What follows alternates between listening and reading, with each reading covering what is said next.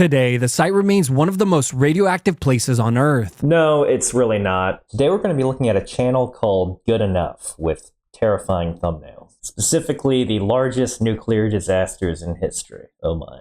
For those of you who don't know me, I'm Tyler Foltz. I'm a nuclear engineer with a little over 10 years of experience in the commercial nuclear power industry. From engineering to operations to emergency response. I don't claim to know everything there is nuclear, but I can certainly share some knowledge. Let's see. Let's start with the smaller incidents and slowly work our way towards the largest nuclear disasters on the list. Number 8. I wonder what he means by large. Are we talking fatalities? Are we talking amount of curies of radioactive material released?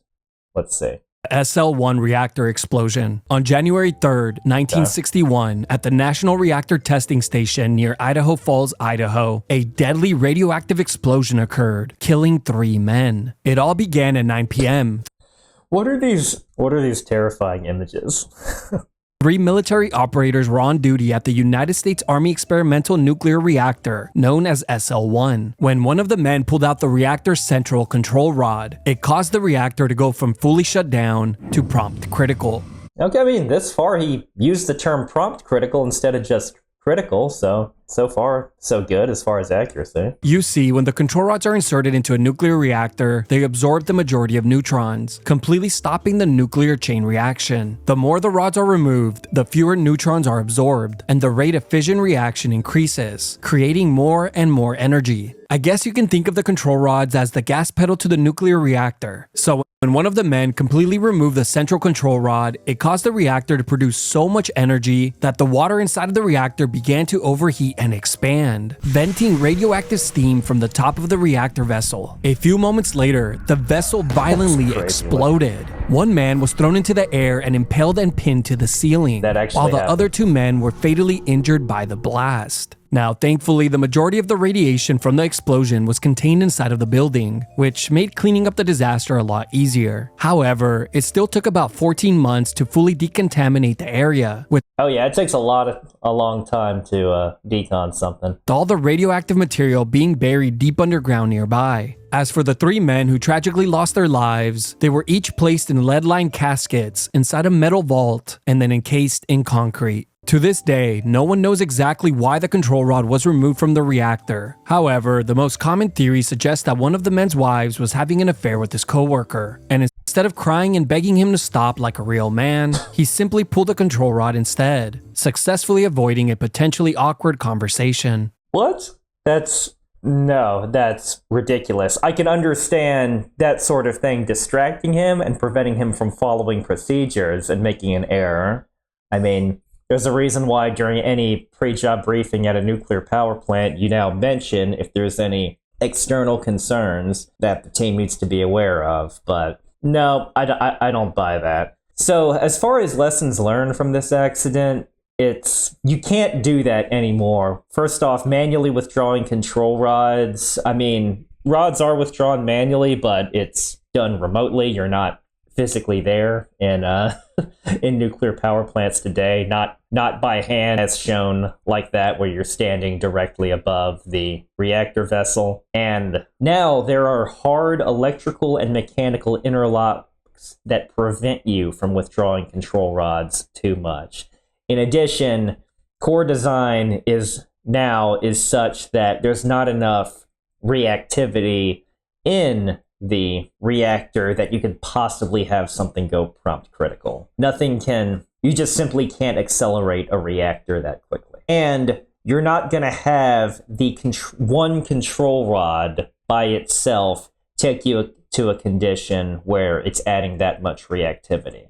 There's something called shutdown margin, and shutdown margin means the reactor is not just shut down, but it's shut down enough that even the most reactive control rod, if that was fully withdrawn immediately somehow, the reactor would still remain shut down and not even go critical, let alone prompt critical. So as far as severity, number 8, I mean, this one had some fatalities, but limited release. I'll have to see what his other accidents say to see if I agree that it's number 8. But there were a lot of criticality accidents that didn't involve fatalities, but here we're looking at the top. So the fact that this one had 3 immediately puts it up on a high list. but the actual amount of release was maybe on the order of tens of curies, and it was localized, contained within the site itself. So that's probably why he rated it relatively low. Number 7, the Tokai criticality accident. Okay. On September 30th, 1999 in Japan, 3 workers at the Japan Nuclear Fuel Conversion Company decided to take a shortcut while preparing uranium-enriched fuel. This fateful decision not only cost 2 of them their lives, but also endangered hundreds of innocent people. It all began when the 3 men skipped several key safety steps to meet shipping deadlines, accidentally mixing 7 times the limit of Again, reasons why you should never cut corners in this. uranyl nitrate into the mix, as well as using uranium that was enriched to 18.8%, which was much higher than the 3 to 5% that was needed. This led to an uncontrolled nuclear chain reaction. So their procedure already wasn't conservative, and they deviated in the non-conservative direction from their procedure. As the men were met with a bright blue burst of light, which released a significant amount of deadly radiation. I don't know if this makes it actually scarier or not, but it wasn't that dramatic. It's just an immediate flash that happened so quickly. But it's almost to the point where if you were looking the other way, you wouldn't have seen it. But it was enough to give them lethal doses. As the radiation alarms began to go off in the building, all of the workers on shift quickly began to evacuate. But sadly, 56 workers and around 667 first responders and nearby residents were all exposed to high levels of radiation. The reason why this was particularly dangerous was they got neutron dose. So this was a criticality accident in that they made something into a reactor that never should have been. So that blue flash was from going from essentially microwatts to basically megawatts for a split second. Not enough that they overheated, but enough that they got lethal dose of radiation. It would be several months before the site was fully cleaned and deemed safe. The power plant was shut down after the incident. It always takes a while to clean up these sort of accidents. It just goes to show you that trying to cut corners, you're ultimately going to create so much work for other people, even if you were not putting your lives at risk. And remains closed to this day. As far as the 3 men who were preparing the uranium-enriched fuel, 2 of the men died shortly afterward due to radiation exposure, while the last man who survived was charged with negligence. In the end, the company responsible for the nuclear disaster ended up paying around $121 million in compensation to the nearby residents and business owners affected by the incident. Number 6. Okay, now I disagree with the ordering here, because this one only had 2 fatalities, and it was, again, localized. And the amount of release, because this was criticality, so there wasn't as much contamination, say, even outside of the facility compared to SL1. So I would actually rate this lower than SL1. Yes, the people that died more horrifically, and other people were exposed, but only 2 confirmed deaths and minimal amount of curies were released into the environment. A horrific accident, but I would rate it below SL1. The 3 Mile Island accident, Really? widely regarded as the worst nuclear disaster in the US, is the 3 Mile Island accident. Okay, this one was a massive PR failure. SL1 was in the US and caused more loss of human life. I consider that a bigger disaster. On March 28, 1979, at 4 a.m. near Harrisburg, Pennsylvania, a reactor began to release radioactive gases and iodine into the environment. But the situation inside the nuclear power plant was much worse. The reactor was quickly overheating, leading to a partial meltdown of the reactor. This was caused by operator errors and equipment failures. Now, surprisingly, only a minimal amount of radioactive gas was released, but that wouldn't stop people from breaking out into a complete panic. That's because it was all well contained within the reactor containment building. So everything actually even though the operator screwed up, and there were a couple of errors involved.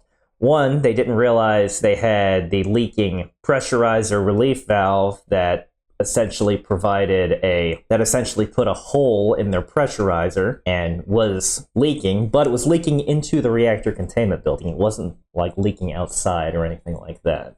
And they had a strong containment building. And the other failure was they isolated their emergency feed water system to keep the core cool. Because the pressurizer relief valve by itself, it's a leak, but it's just going to trigger your emergency core cooling system, and that's going to take care of it. So between that, no heat sink from their steam generators, and due to valves being left in an improper position, and operators failing to diagnose a situation. They ended up turning off their emergency core cooling system because they thought they were filling their pressurizer up completely.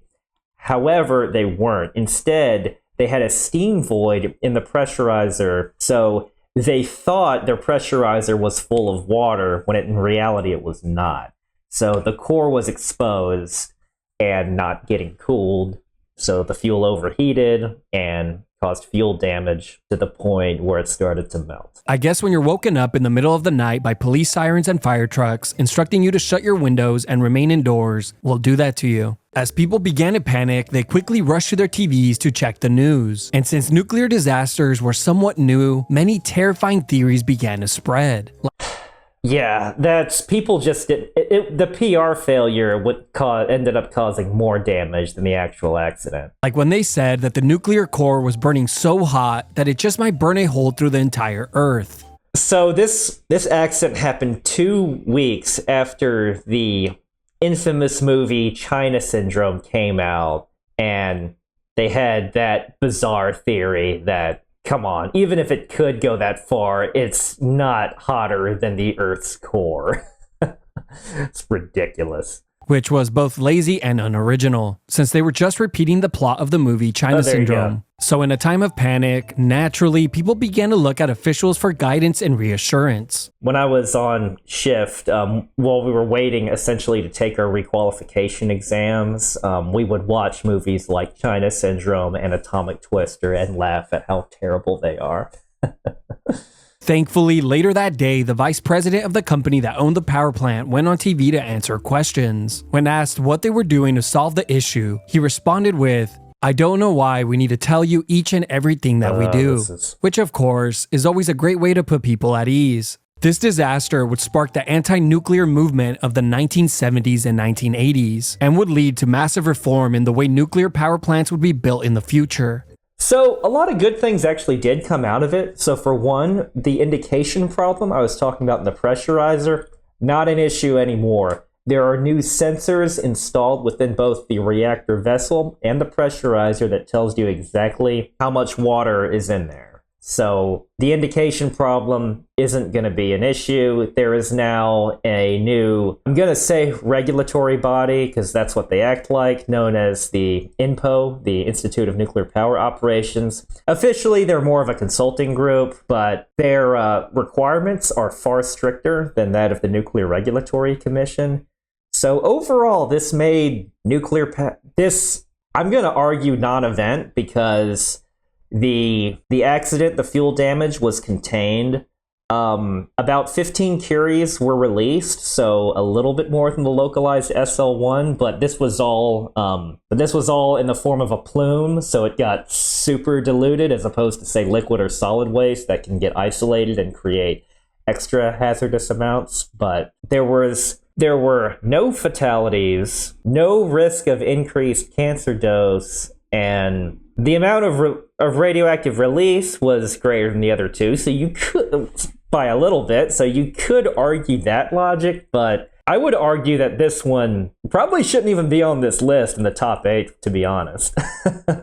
I would rate like the Demon Core accident above this, but let's see if that one comes later. The only thing you could argue is it's starting the anti-nuclear movement, and however many fewer nuclear power plants that were built and led to more coal plants that were built instead in the coming decades. But that's a bit of a reach and less direct, and it wasn't the 3 Mile Island accident, so was not the sole reason why that was done. So that's a bit of a stretch. I disagree with 3 Mile Island's placement on this list. Now, thankfully, the entire area was cleaned up by 1993, and there have been no fatalities linked to this disaster. Well, at least none that they're claiming responsibility for. And if you look at stuff over a long time period like that, it's difficult to fingerprint, so I would say it should rate below SL1.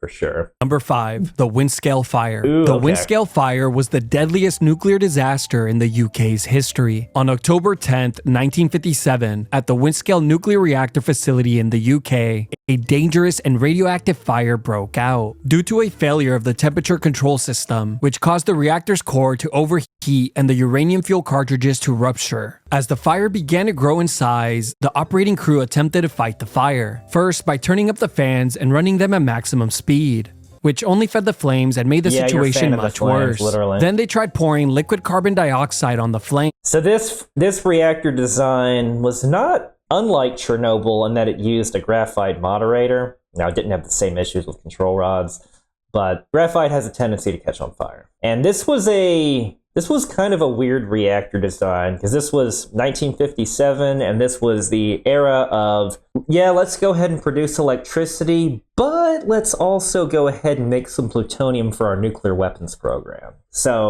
And it caught fire during an annealing process. And what caused this accident was something called the Wigner effect. And that's due to accumulation of neutrons by this graphite moderator. Those neutrons accumulate, and over an extended period of time can result in a sizable energy release in the form of heat. In order to manage that, and annealing is a way to manage this sort of heat. And you would do this periodically as part of routine maintenance. However, the operators let temperature get out of band. It ignited graphite. They fanned the flames. It caused some fuel to become ignited. And now you have a mess. Which had no effect. They then tried pouring water on the fire. Yeah, that didn't work either. Nah. It wasn't until they turned the fans off completely that the water was able to slowly cool down the fire, a process that would take 3 entire days. During that time, the fire emitted radioactive material into the atmosphere, around 20,000 curies of iodine-131, as well as 594 curies of caesium-137. Cesium-137, by the way. But iodine-131, okay, I can see this one being rated higher because this is so much more of an order of magnitude of release compared to the other 3 accidents.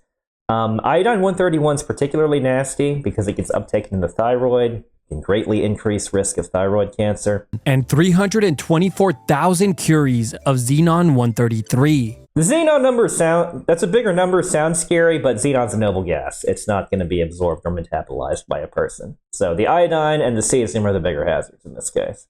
All of which spread across parts of the UK and Europe. While this was all going on, no nearby towns were ever evacuated or even warned, as the British government made sure to censor all reports pertaining to the disaster. Because it's also your secret weapons making facility too, in addition to your power plant. Because they believed that such a negative story would affect a nuclear power deal with the US. It would take another 30 years for the truth to finally come out, but for 100 to 240 people, the truth would come too late, as they died of cancer as a result of the fire. Number 4. So yeah, the numbers, the fatalities as far as people within the actual plant, there weren't any immediate ones, but it was long-term increased risk of cancer. I've heard some numbers as high as 300.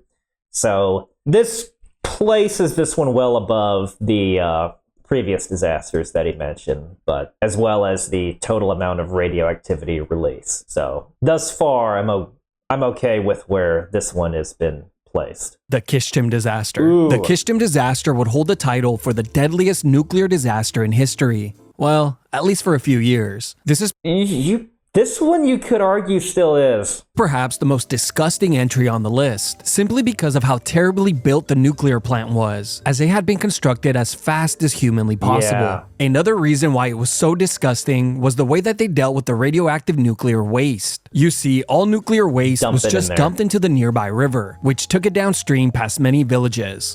Now, these whole yellow barrels and stuff, that wasn't a thing, but they had runoff from the plant go in there. It was or settling in Lake Kizilstash. Once that lake was completely destroyed, they began dumping the waste in the next nearest lake, Lake Karachay, successfully making it the most polluted place on Earth. Today, if you were to stand on its shore for just 30 minutes, you would die of radiation exposure. But now that you have a rough idea of how this operation was run, let's talk about the actual nuclear disaster. On September 29, I was gonna say, to give you a sense, the disaster, this was deadly before the disaster occurred, the accident. That should tell you how bad this one is. 1957, at the Mayak plant in the Soviet Union, an explosion the size of around 70 tons of TNT occurred. The explosion was ignited within a 27-foot deep cooling container used to store nuclear waste. The cooling system on the I was container gonna say, they said deep at the image, so this was underground. was designed to prevent something like this from happening, but it had failed a few days prior and was never fixed. So when the nuclear material began to heat up, it eventually caught fire and exploded, sending nuclear waste flying in all directions,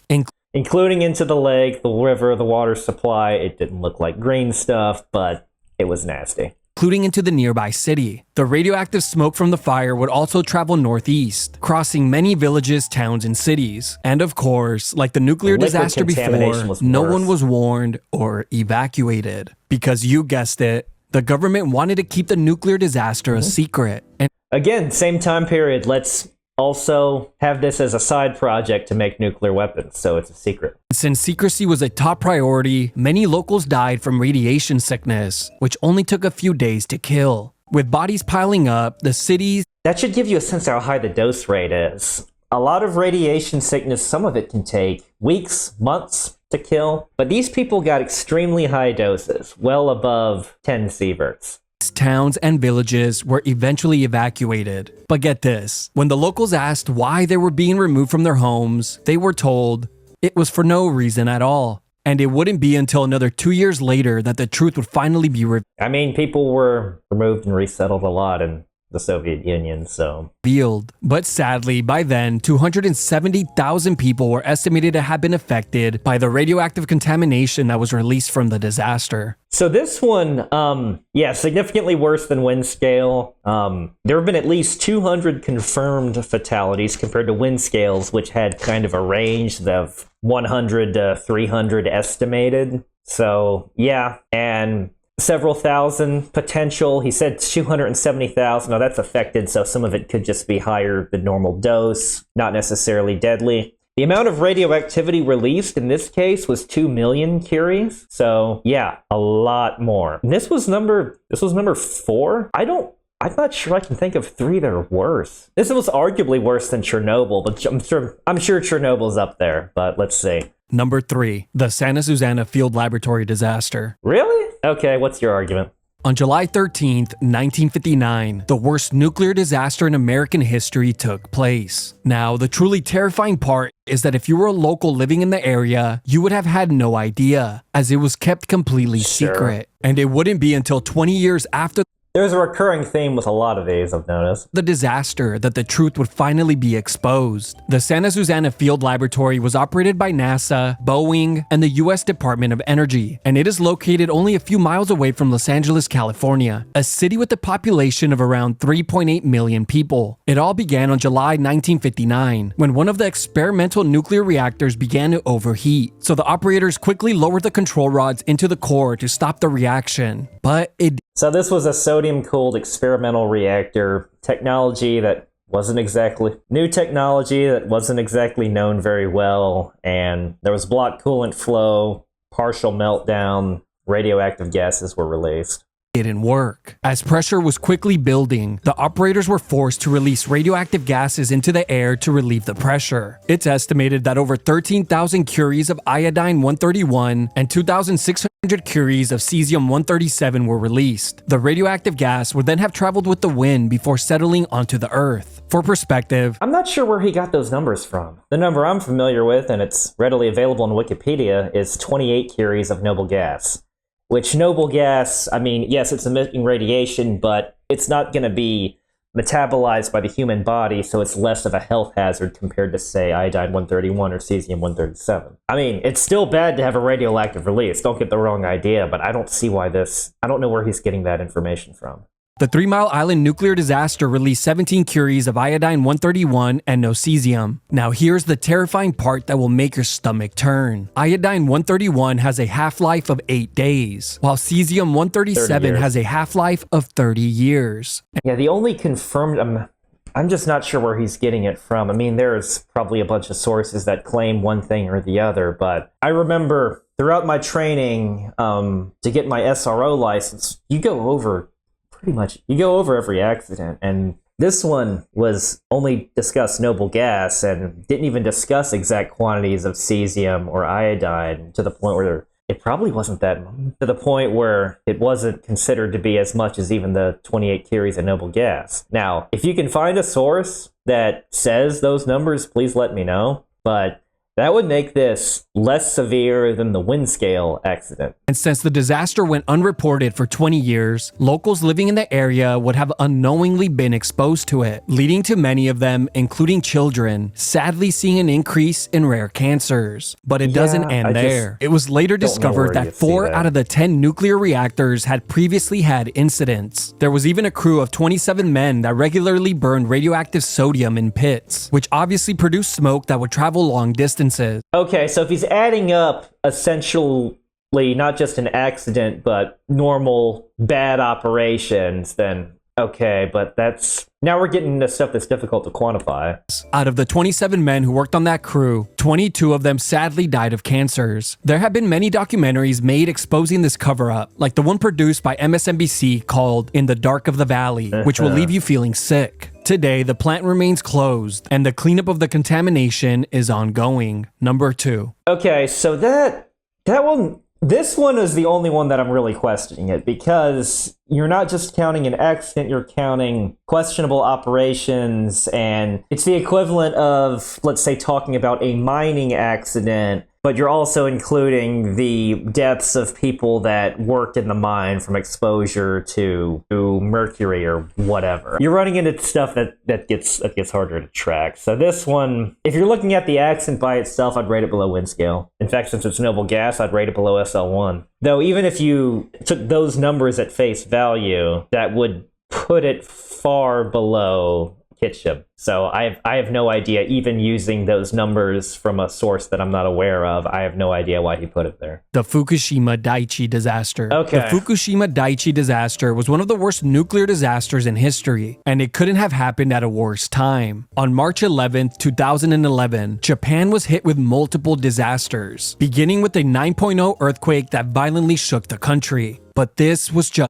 I was gonna say, if you include the earthquake and tsunami, then that gives you 20,000 fatalities right there. But if you're just talking about the nuclear accident, no, well below Kyshtym. That's the beginning. 30 minutes later, a massive tsunami also hit Japan, destroying their electrical power systems. Now, if this wasn't bad enough, soon after the power went down, one of Japan's largest nuclear plant reactors began to overheat, and with no electricity, the cooling system could not operate. The 3 reactors on site turned into ticking time bombs. So this also destroyed all of their backup diesel generators, which were not optimally located, and if they placed their diesels in a location further above ground and further away from the coast, then yes, this could have been prevented.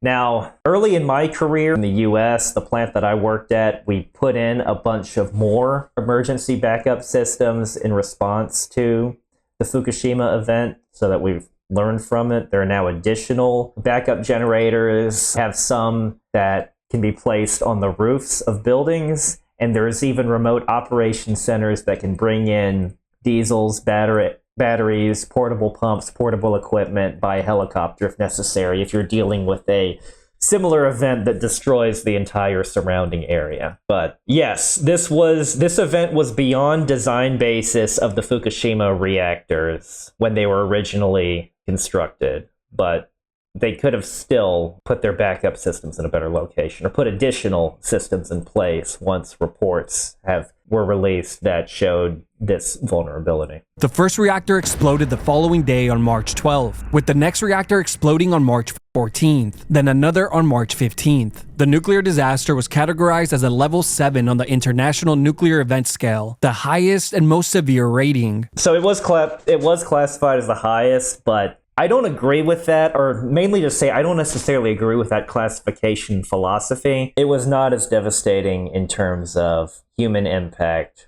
for radioactive release. The reason why it was classified that high was due to the scale of the event, in terms of how much of Japan was affected. That scale does not always reflect severity, which is incredibly misleading, and they need to fix that, in my opinion.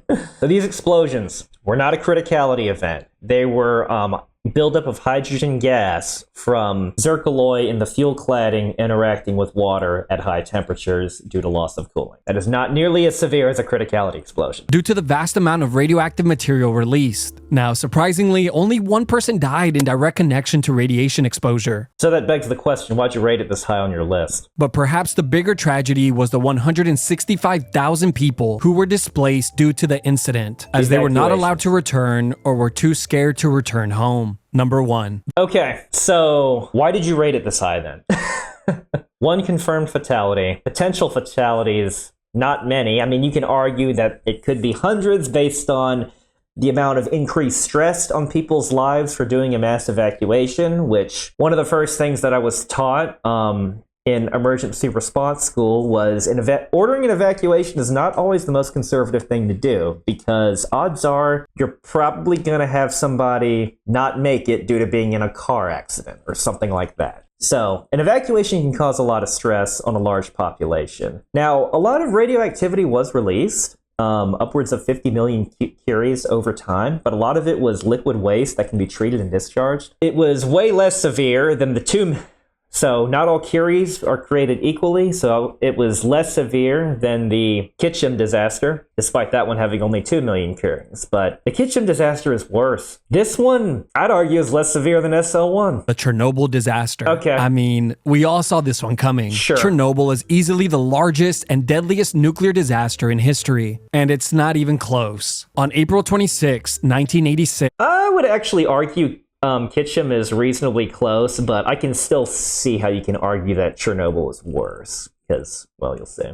At the Chernobyl nuclear power plant near Pripyat, Ukraine, an explosion occurred that forever changed the lives of hundreds of thousands of people. The disaster occurred while operators were running a test, which included removing the majority of the control rods, causing the water in the reactor to overheat. Not to mention defeating this reactor safety systems, something that would never be allowed, and I don't mean administratively, I mean the reactor interlock systems would make you shut it down before doing that in today's reactors. They also lost control of the cooling system, causing extreme pressures inside the reactor. Eventually, at 1:23 a.m., the reactor exploded, sending the largest amount of radioactive smoke and gases into the atmosphere. Now, this was a prompt criticality explosion, so this explosion was far more severe than Fukushima. The equivalent of around 400 Hiroshima atomic bombs. So that's a bit misleading. The amount of radioactive release was worse, but this explosion was not nearly that powerful.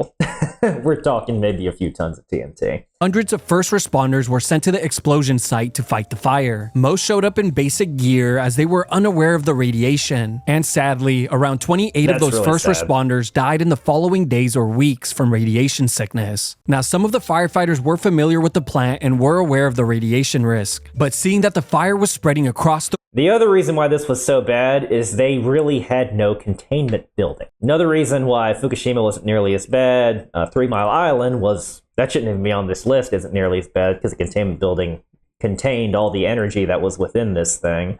But here it was within a structure, but it was not pressure tested or anything. So yeah, an explosion is just going to set the roof on fire, which it did.